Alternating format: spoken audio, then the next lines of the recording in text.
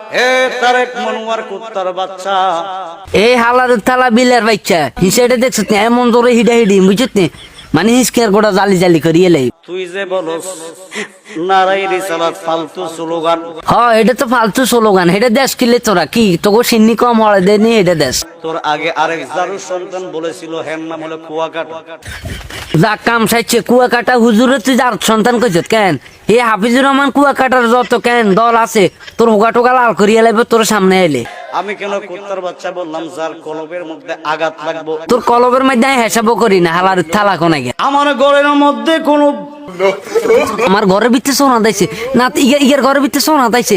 ইগের বউ ঘরের মধ্যে একলা একলা ইয়েলে কেন সোর হাঁদাইছে কেদেন ইগের বউরে আবার চুরি করিলে চলি যা নাই। আমি গরিব মানুষ।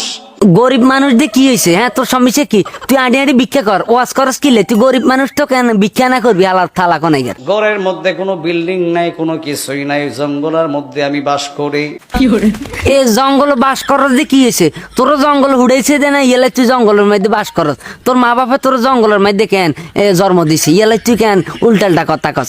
আই মনে করছি কেন কে যেন উল্টা সিধে কি হয়েছে নাই আইন ধরে দেখিয়েছি।